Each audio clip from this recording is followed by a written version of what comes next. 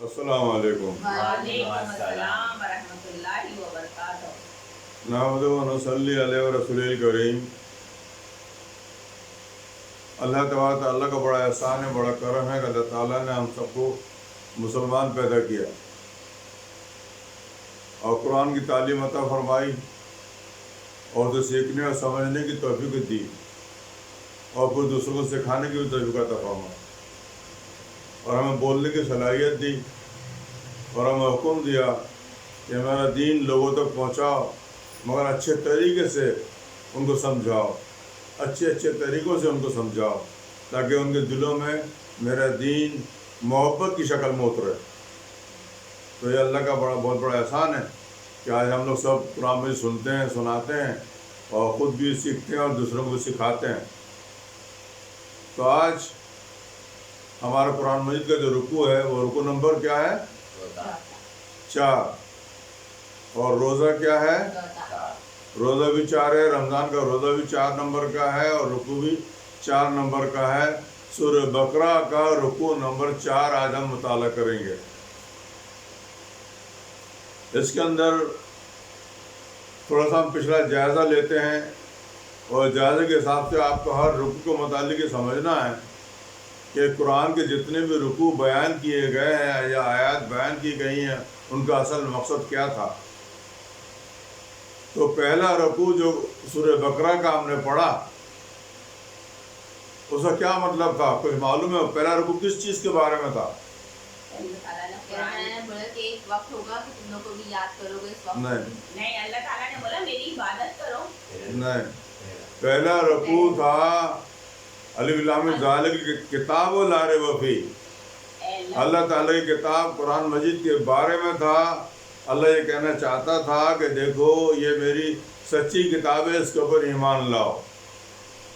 تو پہلا رکوع تھا اللہ کی کتاب کے بارے میں، اللہ کی کتاب سچی ہے، اس پر ایمان لاؤ، جو ہدایتیں لکھی ہیں ان پر عمل کرو۔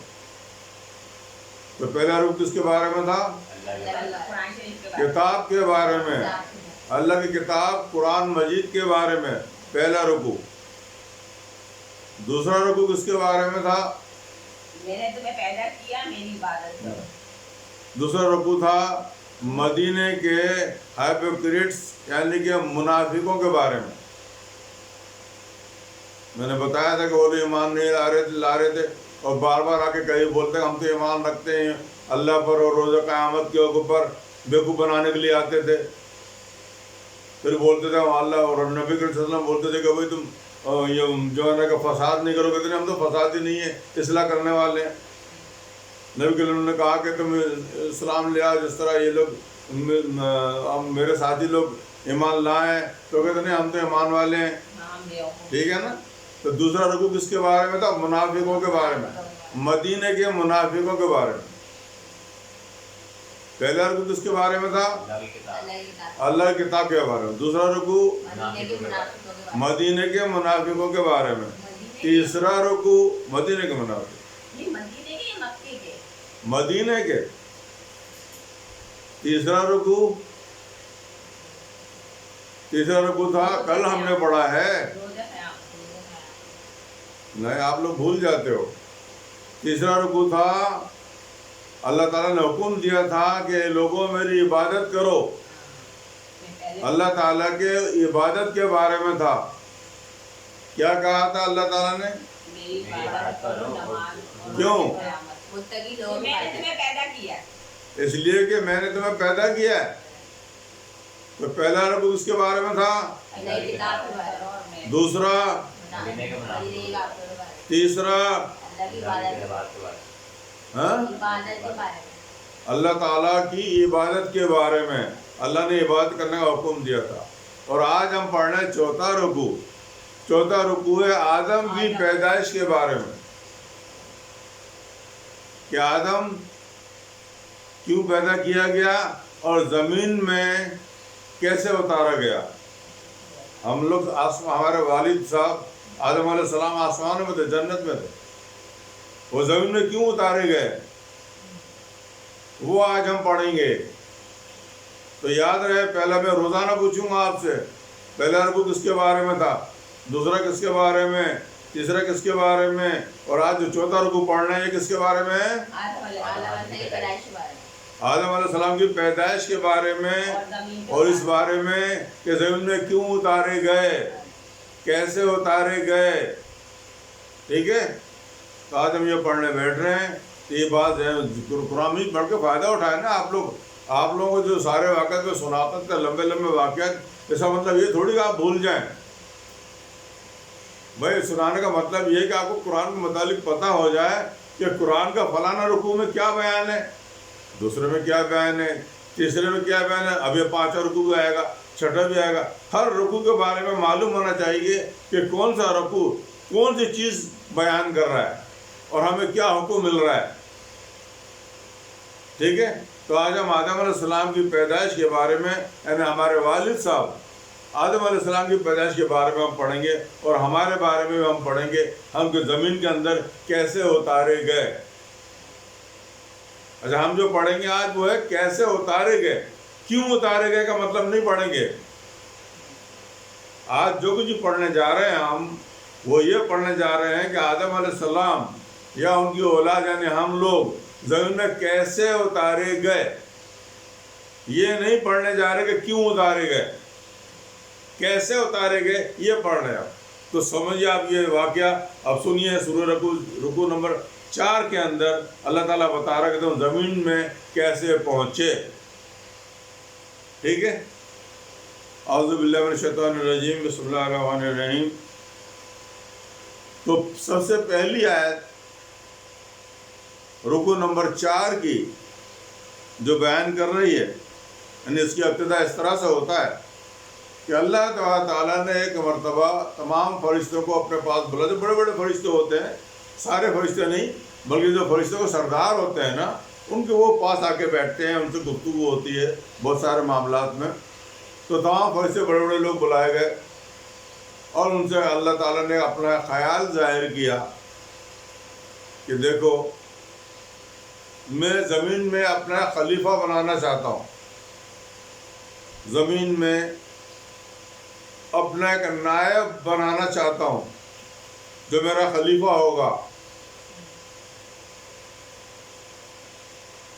تو فرشتوں نے جواب دیا کہ اے اللہ، کیا ضرورت ہے فرشتوں کو نائب کے بنانے کی؟ کیا ہم نہیں دیکھ رہے کہ اگر آپ نے زمین میں اپنا نائب بنایا تو یہ خون خرابہ کرے گا، فساد پھیلائے گا. اس سے بہتر یہ نہیں کہ ہم موجود ہیں، تیری عبادت کر رہے ہیں، تجھے اپنا مقدس خدا مانتے ہیں، تیری عبادت کرتے ہیں، کافی ہے، امن قائم ہے پوری دنیا میں اور سکون سے رہ رہے ہیں. تو اللہ تعالیٰ نے جواب دیا کہ جو میں جانتا ہوں وہ تم نہیں جانتے. اب دیکھیے یہاں 3 باتیں ہوئیں. اللہ نے کہا کہ نائب بنانا چاہتا ہوں جو زمین کے لیے، جو زمین میں رہے گا. فرشتوں نے جواب دیا کیا ضرورت ہے، اور جواب میں یہ کہا کہ ہم موجود ہیں، تیری بات تو کر رہے ہیں، وہ تو خون خرابہ کرے گا. پھر اللہ نے جواب دیا کہ جو میں جانتا ہوں وہ تم نہیں جانتے. تو یہاں ابھی خالی باتوں کو سنیے گا، کیا کیا جواب ملے، کیا کیا سوال ہوئے. اس کی تفصیل میں آخر میں سمجھاؤں گا آپ کو. پہلے تو یہ کچھ باتیں ہو گئیں جو فرشتوں کے درمیان اور اللہ کے درمیان ہو گئی. اس کے بعد فرشتے چلے گئے. ابھی میں شارٹ کر رہا ہوں، یہاں سمجھنا. تفصیل بعد میں بتاؤں گا کہ فرشتوں نے جو کہا، کیوں کہا، اللہ نے کہا، کیوں کہا، اس کے جواب میں بعد میں سمجھاؤں گا آپ کو. اب ہوا ہے کیا کہ فرشتے چلے گئے. اللہ تعالیٰ نے ادھر دوسرے فرشتوں کو بلایا اور آدم کو بنا دیا. آدم کو بنا کر تمام اشیاء کے نام بھی سکھا دیے. یعنی کہ اللہ، یعنی کہ اس کو صحیح معنی میں کہتے ہیں کہ آدم کو بنایا، اور بنانے کے بعد اللہ نے آدم کو علم بھی عطا فرمایا. جیسا کہ میں شروع میں بیٹھتے ہی کہتا ہوں کہ اللہ کا بڑا کرم ہے، بڑا احسان. اللہ نے ہمیں مسلمان بنایا اور ہمیں قرآن کا علم سکھایا. تو اللہ کا بڑا احسان ہے کہ انسان کو خالی بنایا نہیں، بنا کے اس کو علم بھی دیا. علم کیا ہے؟ تمام کائنات کے ہر ایک ایک چیز کا علم دیا، سکھا دیا کہ یہ چیز کیا ہے، اس کا یہ کیا کام کرتی ہے، یہ کیا ہے، یہ کیا کام کرتی ہے، یہ کیا ہے، یہ کس کام آئے گی، یہ کیوں کام کرتا ہے، یہ ساری چیز سمجھا دی، ان کے نام بھی سکھا دیے۔ اس کا نام سورج ہے، اس کا نام چاند ہے، اس کا نام دن ہے، اس کا نام رات ہے، اس کا نام یہ ہے، اس کا نام بارش ہے، اس کا نام درخت ہے، اور بہت ساری چیزیں استعمال کی، ہر چیزوں کا نام بھی سکھا دیے اور بتا دیا کہ یہ کیا کیا کام کرتے ہیں۔ تو اللہ نے جب آدم کو بنایا تو کیا دیا اللہ کو؟ اللہ نے علم دے دیا۔ دینے کے بعد اللہ تعالیٰ نے فرشتوں کو پھر بلایا اور آدم کو بھی بلایا، آ جاؤ بھائی۔ ہاں بھائی فرشتوں، دیکھو بات، آپ لوگ تو اعتراض کر رہے تھے کہ آدم کو بنا کے فساد ہوگا، یہ ہوگا، وہ ہوگا، اور میں نے تم سے کہا تھا کہ جو میں جانتا ہوں وہ تم نہیں جانتے۔ اچھا تو ایک کام کرو، تم لوگ اگر اپنی بات میں سچے ہو تو ان چیزوں کا نام بتاؤ جو میں نے بنائی ہے، صحیح ہے نا، جو ابھی تک آدم کو سکھا دیے تھے۔ تو فرشتوں نے کہا اللہ پاک ہم کو تو کچھ نہیں معلوم، ہم تو نہیں جانتے ان چیزوں کے نام، اور نہ یہ جانتے ہیں کہ یہ چیزیں کیوں بنائی گئیں، ہمیں تو نہیں معلوم ہے، اور نہ یہ جانتے کیوں بنائے گئے وہ بھی نہیں جانتے، اور نام کیا یہ بھی نہیں جانتے۔ جتنا علم تو نے دیا اتنا جانتے، اس سے آگے نہیں جانتے، نہیں جانتے۔ اچھا آدم بھائی ذرا تم بتاؤ ان چیزوں کا نام جو میں نے بنائی ہے دنیا کے اندر۔ آدم نے ہر ایک ایک چیز کا نام بتا دیا، نام بھی بتا دیا اور کام بھی سمجھا دیا کہ یہ چیز اس کام کے لیے بتائی ہے آپ نے۔ تو جب آدم نے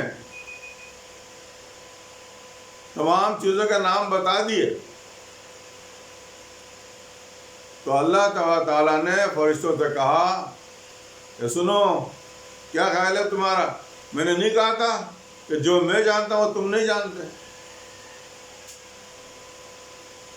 میں جو کچھ تم ظاہر کرتے ہو اے فرشتوں وہ بھی مجھے معلوم ہے، اور جو تم باتیں اپنے دلوں میں چھپاتے ہو نا مجھے وہ بھی معلوم ہے، اور تمہارا ہی نہیں، آسمان اور زمین کے اندر جو چیزیں ظاہر چھپی ہوئی ہیں مجھے ان کا بھی علم ہے، میں ہر چیز جانتا ہوں، سب جانتا ہوں جو تم نہیں جانتے۔ تو آدم کو میں نے کس وجہ سے بنایا یہ میں جانتا ہوں، لہذا اب اس نے تمام چیزوں کا نام بتا دیے، اس کا وہ اتنا بڑا علم ہے۔ تو آج اس علم کی بدولت، جو علم تمہارے پاس نہیں ہے مگر میرے آدم کے پاس علم ہے، میں نے اس کو علم دیا ہے، چلو اب تم ایسا کرو میرے اس آدم کو سجدہ کرو۔ تو تمام فرشتے سجدے میں گر گئے، مگر وہاں ابلیس بھی موجود تھا، اور یہ جناتوں میں سے تھا، فرشتوں میں سے نہیں تھا، یہ فرشتوں کی نسل میں سے نہیں تھا، یہ جناتوں کی نسل سے ایک فرشتہ ہے، ایک جنات تھا، اور جناتوں کا سردار تھا بہت بڑا، یہ بھی وہاں موجود تھا، یہ سجدے میں نہیں گرا، اس نے آدم کو سجدہ نہیں کیا۔